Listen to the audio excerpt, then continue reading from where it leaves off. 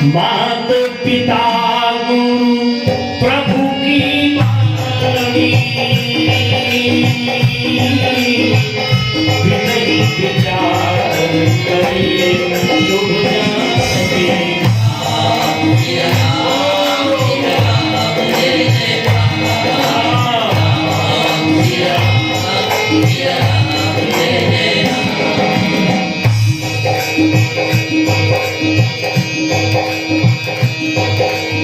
सिरधर आयस करिए तुम्हारा,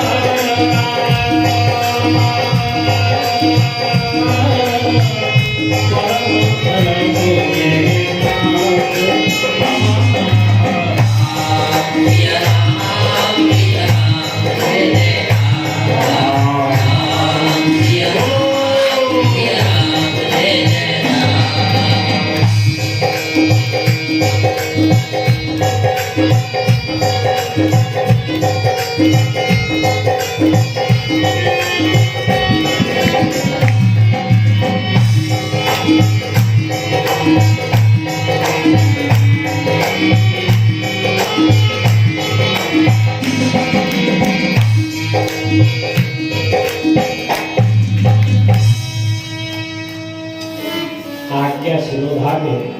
जाते जाते भगवान ने कह दिया कि मेरी आज्ञा को सिर पे धारण मत करना, तो फिर हृदय में धारण करना।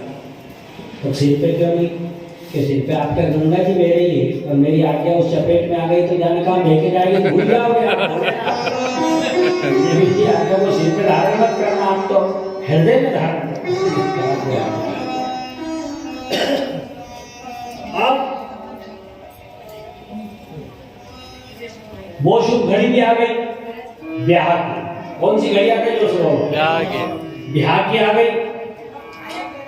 आज सोमवार है इसलिए थोड़ा चर्चा कर लेंगे, नहीं तो सोमवार की तो और भी चर्चा की जा सकती है।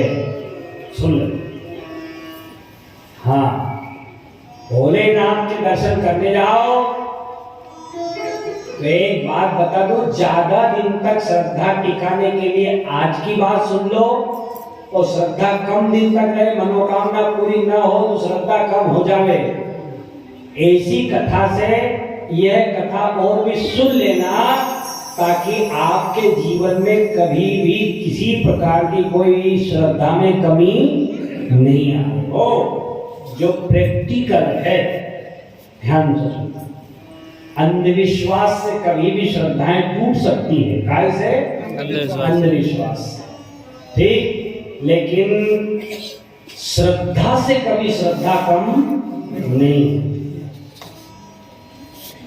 भोलेनाथ के मंदिर में जाओ तो बता दूं अच्छी बात, हाल की बात की मार्केट में फिर बता। भोलेनाथ के द्वार पे कौन है?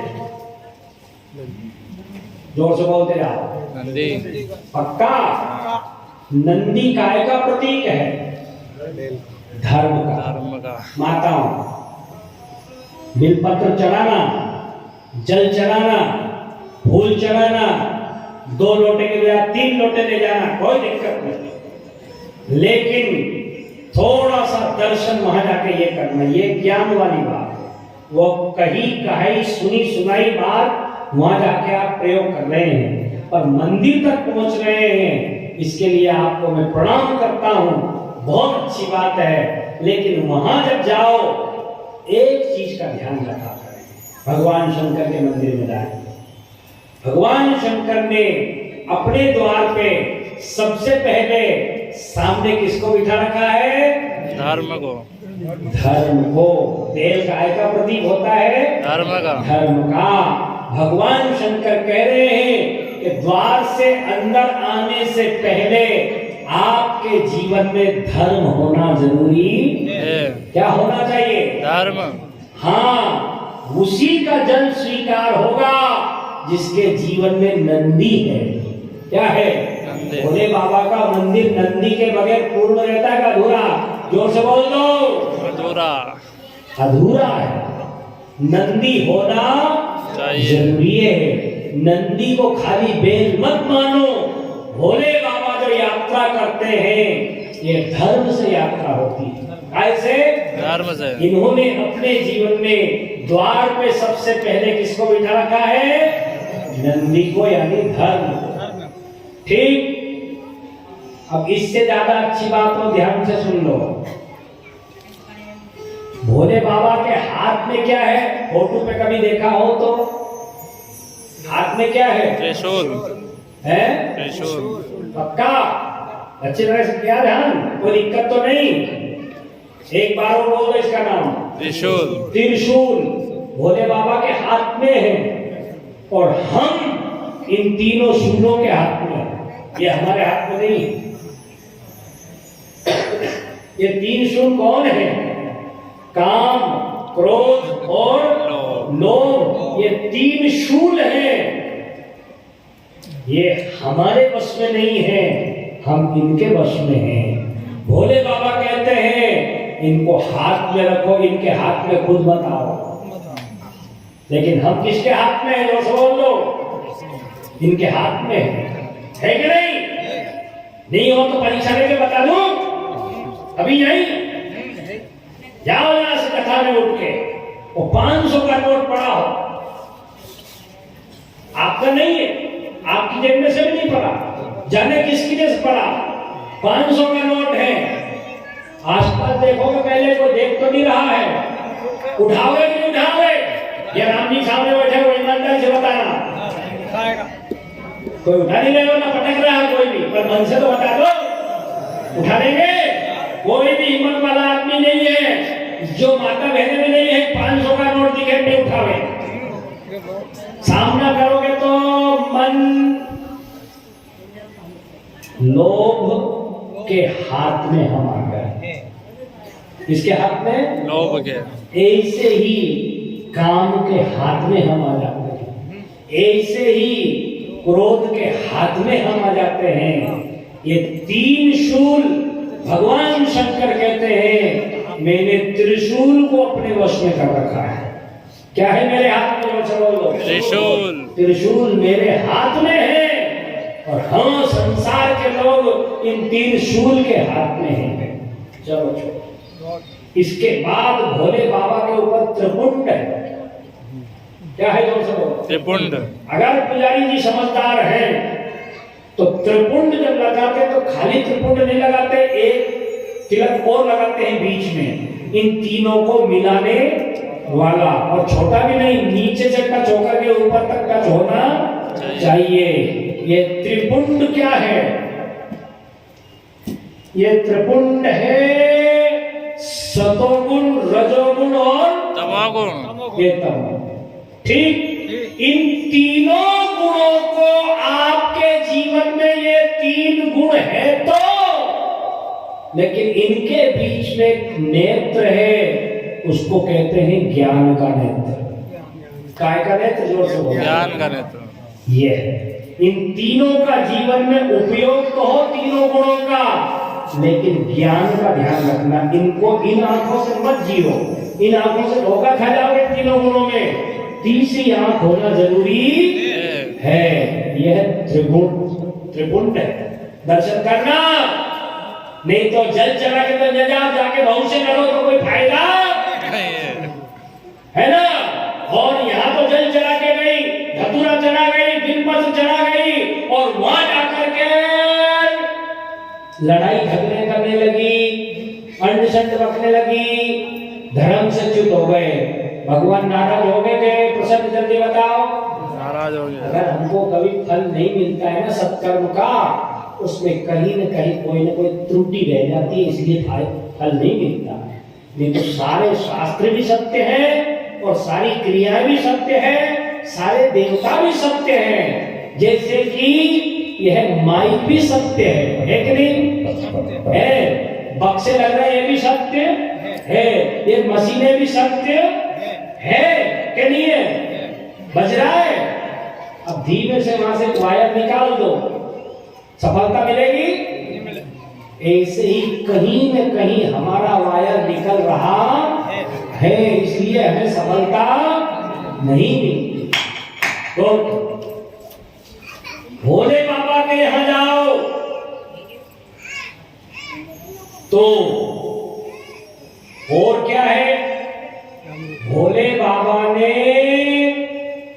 सांप गले में लटका रखे हैं।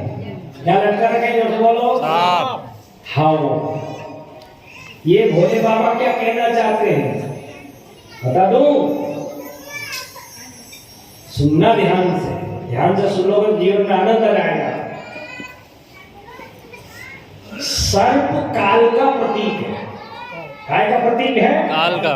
काल का प्रतीक। अब जिसके बार बार काल दिखता रहे उससे कभी पाप होगा नहीं होगा। एक अंदर वाली बात बता दूं, अंदर वाली, एक गुरु चेला थे, गुरु चेला, ध्यान से सुन, कौन थे? गुरु चला। गुरु चेला। तो चेला बहुत नजदीक था, पूर्ण आस्था थी, रोम रोम से समर्पित था गुरु को, यानी बाहर भीतर से अपने गुरु को बिल्कुल पवित्र और खुद समर्पित था। तो फाटक बंद किया चेले ने, अंदर फाटक बंद करके गुरु से पूछा था, जब कोई नहीं अपन दोनों हैं, ये बताओ छुपाओगे तो नहीं गुरु जी? तो बिल्कुल नहीं छुपाएगा। तो ये बताओ कि आपके मन में कभी पाप आता है कि नहीं आता है? चेला पूछ रहा गुरु से, आप तो मिलाया जा करोगे, आप नहीं पूछो। लेकिन चेले ने बोले बिल्कुल चाहता है, पाप आता है कि नहीं गुरु जी? हमने कहा यार 8-15 दिन बाद बताऊंगा। ठीक, इधर आता तो क्या, फिर हाथ लगा, हाथ दिखा दिया चेले। तुमने कहा बहुत अशुभ सूचना है। तो कौन सी? कि तेरी 8 दिन में मृत्यु है। हस्तरेखा में लिखा मृत्यु हो जाएगी। अब वो मानता तो पूरा था गुरु को, गुरु का भी गलत बताएंगे नहीं, तो हस्तरेखा बता दिया मृत्यु है 8 दिन में। तो आश्रम से घर लेना मुश्किल हो गया, घर तक पहुंचना मुश्किल हो गया, क्योंकि मौत की सजा सुना दी। काय की सजा सुना दी? मौत की। हाँ, पत्नी आई, जल का लोटा लाई तो दुश्मन लगे ऊपर, अरे हट एक खाट पे जा पड़ा, पसीना पसीना हो गया। माँ पूछे बेटा क्या बात है? माँ दूर हट जा, चिपकी लग रहा है, मौत दिख रही है। 8 दिन में खाट से चेट गया, 60-70 किलो का 30 किलो रह गया, सूख गया बिल्कुल। ना तो भोजन में रुचि, ना पत्नी अच्छी लगे, ना घर वाले अच्छे लगे, केवल एक चीज दिख रही है, मौत। क्या दिख रही है? जोर से बोलो, मौत दिख रही है, बिल्कुल मरणासन्न हो गया। इतने में गुरुजी घूमते घूमते पहुंचे। हमारा चेला था भाई, कहाँ है वो? घर वालों ने कहा महाराज जाने क्या हुआ इसको, और ये तो 8 दिन में ये हालत हो गई। गुरुजी पहुंचे उसके पलंग के पास, अरे चेला तो सूख गया भाई, क्या बात है? अरे तो गुरुजी मौत का एक ही दिन और घट रहा है बाकी। तुमने कहा फाटक लगा, तो उससे उठाया तो नहीं? गुरुजी ने अंदर से कुंडी लगा दी। अब गुरुजी ने पूछा, ये बता कि 8 दिनों में तेरे के अंदर कोई बुरा विचार आया कि नहीं आया? अरे गजब कर रहे हो आप, बुरा विचार, मुझे तो मौत दिख रही है, बुरा विचार का समय ही नहीं मिला, मौत ही मौत, मौत ही मौत। गुरुजी ने कहा बेटा अगर मैं तुझे मुंह से कहता तो शायद तू इस चीज को नहीं समझता, मान नहीं सकता था, समझ नहीं सकता, तो हो सकता है पवित्र हृदय में थोड़ी सी शंका का बीज खड़ा हो सकता। इसलिए ना तो तेरी मौत है ना कुछ नहीं है, कमंडल का जल पिलाया और खड़ा कर दिया। हम रात और दिन अपनी मौत को देखते रहते हैं। 2 बातन को भूल मत, जो चाहे कल्याण, नारायण एक मौत को, दूजे श्री भगवान। मौत कभी भी आ सकती है, ठीक उसकी प्रतीक्षा करो। कोई क्षण भी आपकी मौत का हो सकता है, इसलिए जितना हो सके पाप से बचो और भगवान का स्मरण करो। नारायण मौत को दूजे श्री भगवान भूलो मत और मौत को कभी भूलो मत। तो यहाँ मैं कुछ कह रहा था, वो ये कह रहा था कि भोले बाबा ने गले में क्या लटका रखे हैं? सांप। और सांप काल का प्रतीक होता है। वो हमसे कहना चाहते हैं कि हमेशा मौत को ध्यान में रखो। काय में रखो? मैंने मौत को गले से लगा रखा है। काय से लगा रखा है? गले से लगा रखा है। ठीक, यह भी ध्यान रखा करें। खाली नाग पंचमी के दिन आज मौत मत पूछना। हमारी नाग पंचमी है नहीं आजकल में, एकाध के दिन में आज ही है ना। देखो आज आ भी गई वो नाग पंचमी कथा में, आ भी गई। चलो ठीक, तो ये है। दूसरा, भोले बाबा के पास में बैठे हैं गणेश। कौन बैठे? जोर से बोलो। गणेश। हाँ, गणेश जी में जल को चलाते हो ना आप? दर्शन करा रहा हूं भोलेनाथ का। हो मंदिर में जाओ तो खाली ओम नमः शिवाय करने से काम नहीं चलेगा। वहां का दर्शन करो इस परिवार का, कि परिवार की विशेषता क्या है, तब जाकर के हमारा परिवार सुखी रहेगा। क्या रहेगा? सुखी। बता दूं,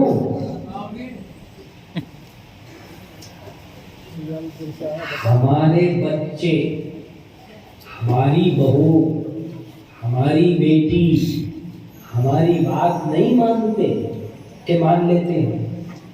कभी कभी कोई तो नहीं मानते। ठीक, हमारे ही हैं फिर भी नहीं मानते। पर भोले बाबा के यहाँ पार्वती जी का वाहन कौन है? तो बोलो। शेर। क्या है पार्वती जी का वाहन? शेर। और भोले बाबा का नंदी। अब शेर बेल को देख करके जिंदा छोड़ेगा? आज तक पार्वती और भोले बाबा के वाहन लड़े नहीं। चलो इन दोनों को छोड़ो। भोले बाबा के गले में सांप और कार्तिक स्वामी का वाहन मोर। कभी भी झपट्टा मारा मोर ने सांप के ऊपर? नहीं मारा। भोले बाबा के गले में सांप और गणेश जी का वाहन, आज तक सांप ने कभी झपट्टा मारा?